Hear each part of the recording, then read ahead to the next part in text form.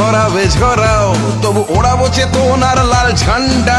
সংগ্রাম জীবন জীবিকার ঝান্ডা, রক্ত ছড়াবে ঝরাও, তবু ওড়াবো চেতনার লাল ঝান্ডা। সংগ্রাম জীবন জীবিকার সংগ্রাম, ভয় কি যা খুশি হোক হোক ঝান্ডা।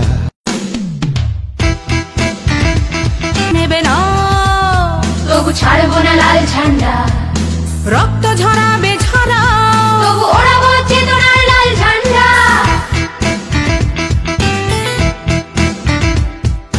প্রাণ নেবে না তবু ছাড়বো না লাল ঝান্ডা, রক্ত ঝরাবে ঝরাও, তবু ওড়াবো চেতনার লাল ঝান্ডা।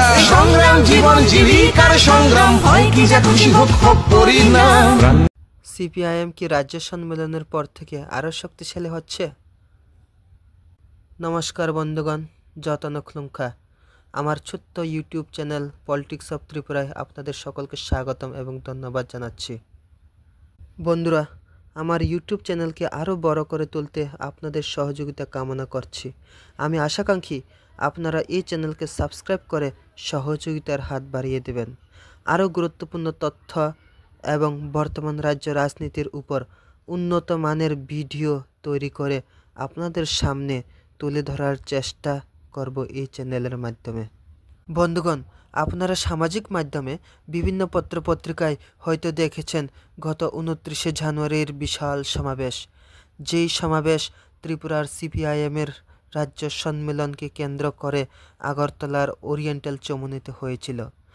বিভিন্ন এলাকায় সরকার দ্বারা অর্থাৎ বিজেপি দ্বারা বাধাপ্রাপ্ত হওয়ার পরেও সাধারণ কর্মী সমর্থকগণ যেইভাবে প্রকাশ্য সমাবেশের মিছিলে যোগদান করেছিল তা 2018 সালের পর বামফ্রন্টের জন্য ঐতিহাসিক হয়ে থাকবে এবং এই প্রকাশ্য সমাবেশ ঘরে বসে থাকা কর্মী সমর্থকদের জন্য একটা আশ্বাসের আলো দেখাচ্ছে।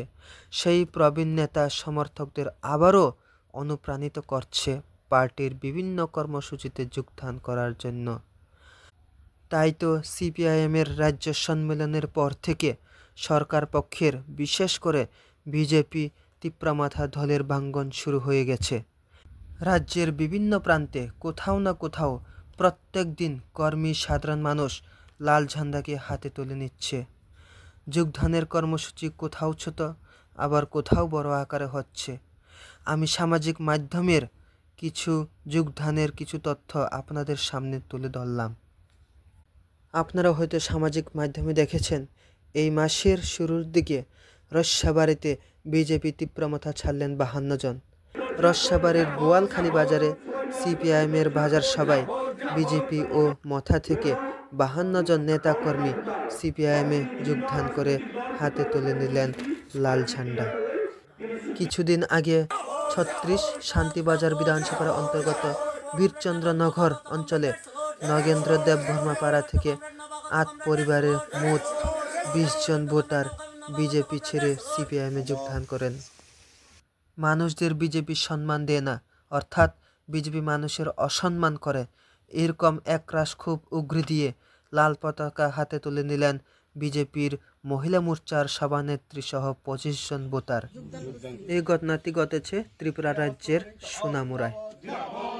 বন্ধুগণ, এইসব যোগদানগুলির মধ্যে সবচেয়ে গুরুত্বপূর্ণ এবং সবচেয়ে বড় যোগদান হচ্ছে ত্রিপুরা রাজ্যের সিপিআইএমের রাজ্য সম্মেলনের ঠিক প্রাক মুহূর্তে সিপিআইএমের রাজ্য সম্পাদক জিতেন্দ্র চৌধুরীর হাত ধরে শান্তিবাজারের প্রতিছড়িতে বিজেপি ও তীব্রমাথার প্রায় 130 জন নেতা কর্মী সমর্থক সিপিআইএমের সমর্থনে কাজ করার ঘোষণা দিয়ে হাতে তুলে নিলেন লাল ঝান্ডা এবং ভবিষ্যতে বা আগামী দিনে তারা বামফ্রন্ট সরকারকে বিকল্প হিসেবে দেখতে চাইছে। রাজ্য সম্মেলনের সম্পূর্ণ হবার ঠিক 2-3 দিনের মধ্যে আবারও জুলাইবাড়ি বিধানসভার দেবদারুতে বিজেপি তীব্রমাথার প্রায় 58 জন কর্মী সমর্থক আবারও সিপিএমের সমর্থনে কাজ করার ঘোষণা দিয়ে তারা তুলে নিলেন হাতে লাল পতাকা। কাজেই বন্ধুগণ, সময় বদলাচ্ছে, সময়ের সাথে সাথে মানুষকেও বদলাতে হবে। আজকাল সামাজিক মাধ্যমের ট্রেন্ডস একটাই, তা হলো বামফ্রন্ট তথা সিপিএম পার্টিতে যোগদান। একমাত্র বামেরাই পারে ত্রিপুরা রাজ্যে বিজেপির বিকল্প হিসেবে। ত্রিপুরা রাজ্যের নাগরিকদের সুরক্ষিত প্রদান করতে এবং তাদের প্রাথমিক অধিকার রুজি রুটি কাপড়া মোকান এবং শিক্ষা তাদের হাতে প্রদান করতে।